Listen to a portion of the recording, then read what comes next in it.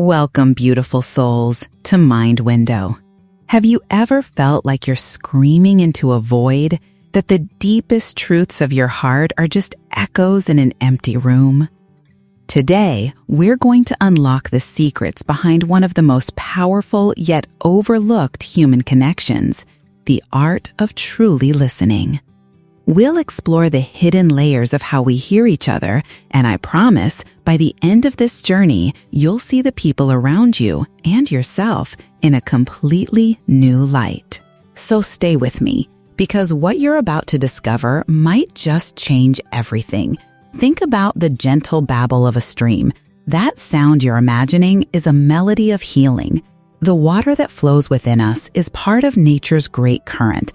And when we feel that harmony between our own bodies and Mother Earth, a profound healing begins. To truly connect, we must first learn to listen.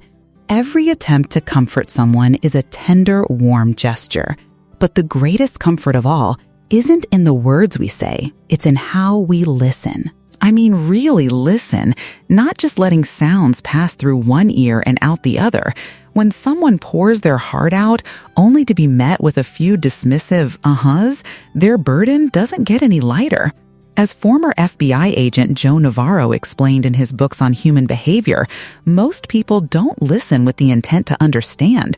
They listen with the intent to reply. This simple, powerful truth reveals that there are really 4 types of people when it comes to listening. First, there's the pretender. This person tries to give the impression that they're paying attention, but their mind is a million miles away, lost in a daydream or planning their next move. It's like the boyfriend staring intently at his video game, fingers glued to the controller, muttering, yeah, you're right, my bad, every time his girlfriend tries to talk about a problem. He's not actually hearing her. He's just aware that a response is required to avoid a bigger issue. This is the ultimate failure of listening. The second type is the debater, who listens only to retaliate. They listen with the sole purpose of defending their own opinion or launching a counterattack. Imagine a teenager crying out, "Why don't you ever listen to me, Mom? Why did you just throw away my favorite things? I bought them with my own money. You had no right." And the response they get is, "I'm not having that useless junk clutter up my house. And don't you dare talk to me about your money after everything I sacrificed to raise you." The child's real message, "You don't hear me," is completely lost. The mother only cherry picks the parts she can argue against, shutting down the entire emotional core of the conversation. The third style is informational listening.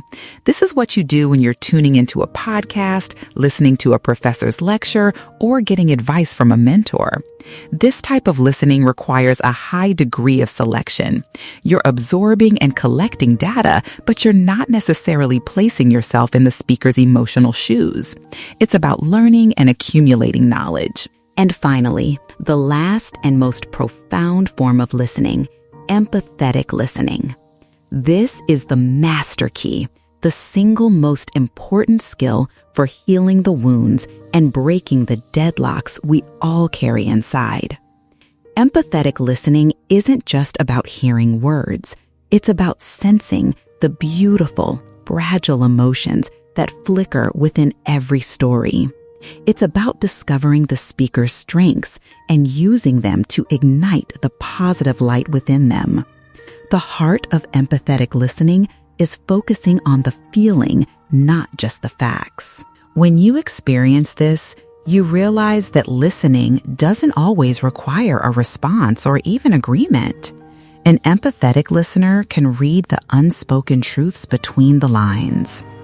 For me, it's when someone shows they're present with their whole being, using positive, nonverbal cues. It's when I'm rambling on about everything and nothing, and they're just there, chin resting in their hand, listening. They nod occasionally, their expressions mirroring the emotions in my story. They don't interrupt with their own tales, but ask gentle, open-ended questions that invite me to go deeper. Wow, how did that make you feel? What did you do next? I can only imagine that felt like. And because of that safe, affirming space they create, my story feels like it could go on forever. Empathetic listening is also about honoring the silence. It's when you can sit beside someone, watching the sunset glitter on a lake without a single word passing between you, and feel no awkwardness, no pressure, just a shared, peaceful stillness. I'd be staring off into the distance, lost in thought, and they'd just watch me for the longest time before softly asking, "Hey, what were you just thinking?" Someone once said, if you can sit with a person and watch a sunset without having to say a single word, you've found your soulmate. When I heard that, it hit me right in the heart. It's so true. The moment we realize someone is the one is often found in those quiet spaces, when the silence in a conversation doesn't feel empty, but full. It's a profound peace because you're both feeling the tranquility in the silence together. Time seemed to stretch, moving so slowly. You can feel the breeze shift, watch the clouds drift across the sky, hear the rhythm of your own breath, the steady beat of your heart. We have this tendency to try and fill every moment with words to avoid those awkward silences. But sometimes both you and the person you're with need that space to gather your thoughts, to find the exact words to paint a picture of what's inside. And if someone needs a long pause, you can gently reassure them by saying, "Take your time. I'm right here with you." That silence and active listening is for self-reflection. But the silence and empathetic listening, that's what deepens the bond between two people, between the listener and the speaker. Becoming an empathetic listener, it's not as complicated as it sounds, is it? You know, after some of the earlier episodes here on Mind Window, a lot of you have sent me questions like, "What happened to you? Are you okay?" The truth is, I'm on my own journey of self-discovery too. I've had my own share of inexplicable sadness, moments when overwhelming emotions would just crash over me, so intense that I felt like I couldn't even control my own actions. I share these stories, my own, and pieces I've gathered from others who've crossed my path, and I am just so incredibly grateful that you've not only listened, but have truly connected with them. The last big question I received this past year was this: who do you become? And my answer was a listener. Now, I no longer find myself wondering, I listen to everyone else, but who will listen to me like this? Because I truly believe that once we become empathetic listeners, we naturally draw in people who will listen to our stories too. I listen to them, and in time, they will sit and listen to me. If this story resonated with you, if it felt useful in any way, please give this video a thumbs up, subscribe to Mind Window, and share it with someone who might need to hear it. I'd love to continue this conversation with you all.